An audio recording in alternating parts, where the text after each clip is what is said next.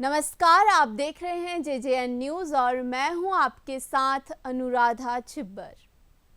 संत चाहे दुनिया के किसी भी कोने में पैदा हुआ हो, सही मायने में संत वही है जो इंसान को सही राह पर चलना सिखाता है।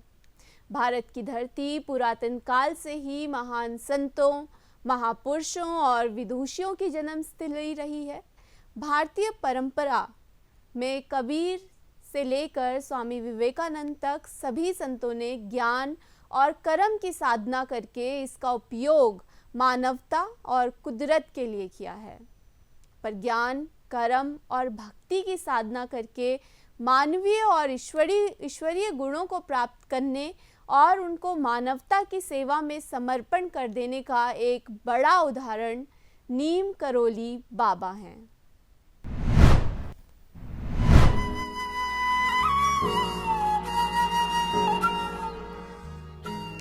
नीम करोली बाबा को लोग हनुमान का अवतार मानते हैं। प्यार से लोग उन्हें महाराज जी के नाम से भी पुकारते हैं। हनुमान के परम भक्त नीम करोली बाबा के कैंची धाम आश्रम और वृंदावन आश्रम में हमेशा उनके भक्तों का तांता लगा रहता है। लोगों का कहना है कि बाबा के दरबार में आकर उनकी मनोकामना पूरी होती है और बाबा कभी भी किसी भक्त को निराश नहीं लौटाते।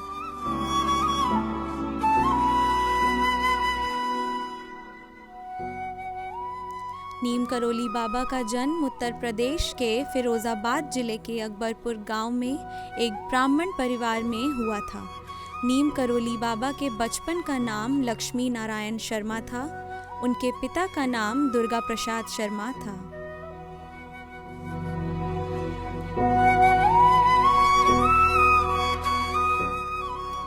मात्र 11 साल की उम्र में ही उनका विवाह हो गया था, पर जल्द ही उन्होंने घर छोड़ दिया और लगभग 10 वर्ष तक घर से दूर रहे। एक दिन उनके पिता को किसी ने उनकी खबर दी।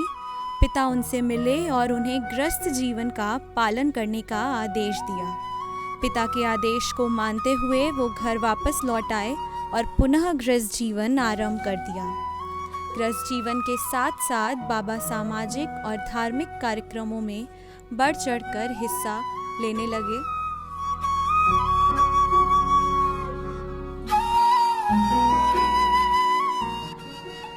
अपने वैवाहिक जीवन में बाबा 2 बेटों और 1 बेटी के पिता भी बन गए, परंतु घर गृहस्थी में लंबे समय तक उनका मन नहीं रमा और कुछ समय बाद लगभग 1958 के आसपास उन्होंने फिर से गृह त्याग दिया।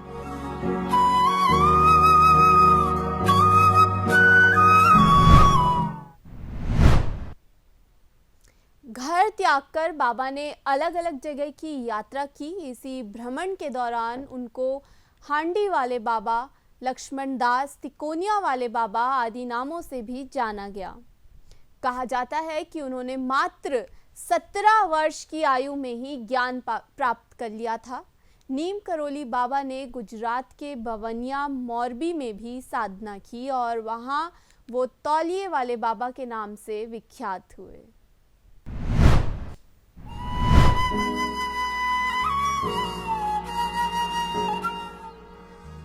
कहते हैं कि जब बाबा अनेक स्थानों के भ्रमण पर थे, तभी एक बार बाबा एक स्टेशन से ट्रेन में वो बिना टिकट के ही चढ़ गए और फर्स्ट क्लास के डिब्बे में जाकर बैठ गए। कुछ समय बाद जब टिकट चेक करने के लिए टीटी उनके पास आया तो महाराज ने बोला टिकट तो नहीं है। कुछ वाद विवाद के बाद ट्रेन के टीटी ने एक जगह ट्रेन रोक दी और महाराज को ट्रेन से उतार दिया गया।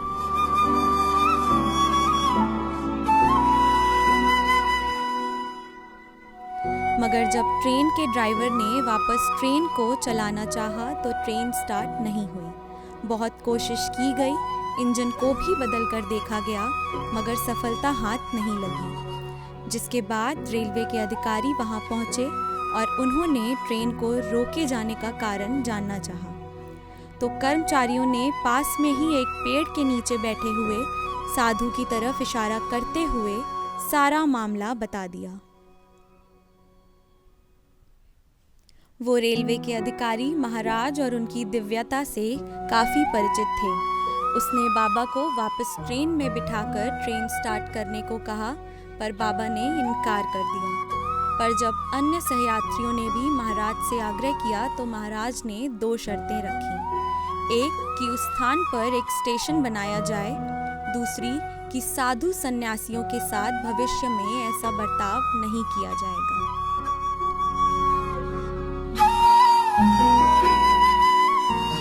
रेलवे के अधिकारियों ने दोनों शर्तों के लिए हामी भर दी। तब ही महाराज ट्रेन में बैठे और ट्रेन चल पड़ी। बाद में रेलवे ने उस गांव में एक स्टेशन बनाया। कुछ समय बाद महाराज उस गांव में आए और वहां रुके भी। तभी से लोग उन्हें नीम करोली बाबा या नीम करोली बाबा के नाम से जानने लगे।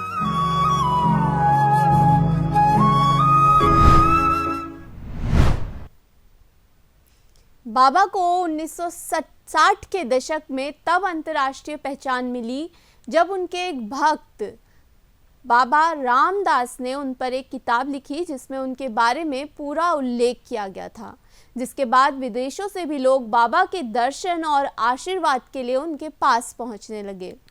यहाँ तक कि एप्पल कंपनी के मालिक स्टीव जॉब्स और फेसबुक के मालिक मार्क जुकरबर्ग तक बाबा के भक्तों में शामिल हैं।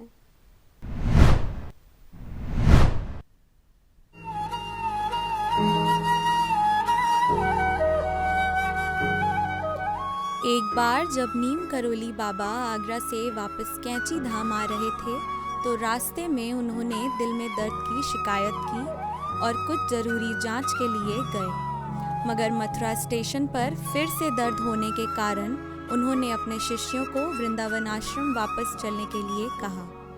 तबीयत ज़्यादा खराब होने की वजह से शिष्यों ने उन्हें वृंदावन में एक हॉस्पिटल में भर्ती कर दिया।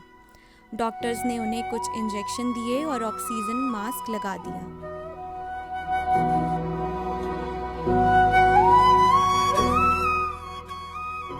कुछ ही देर में महाराज वापस उठकर बैठ गए और ऑक्सीजन मास्क को उतार दिया और बोले बेकार, कि मतलब अब ये सब बेकार है। और बाबा धीरे धीरे जय जगदीश हरे कहते हुए 11 सितंबर 1973 को बहुत ही शांति के साथ परमात्मा में लीन हो गए। अपने जीवन काल में नीम करोली बाबा ने 100 से भी अधिक मंदिरों और आश्रमों का निर्माण करवाया था, जिसमें से वृंदावन और कैंची धाम आश्रम मुख्य हैं।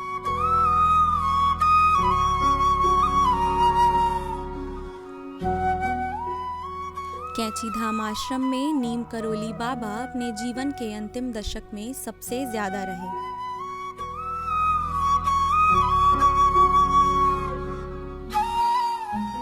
कैंची धाम नैनीताल से लगभग 17 किलोमीटर दूर अल्मोड़ा नैनीताल हाईवे पर स्थित है। हर साल 15 जून को यहाँ पर मेले और विशाल भंडारे का आयोजन किया जाता है, जिसमें हिस्सा लेने के लिए देश विदेश से लाखों श्रद्धालु यहाँ पहुँचते हैं।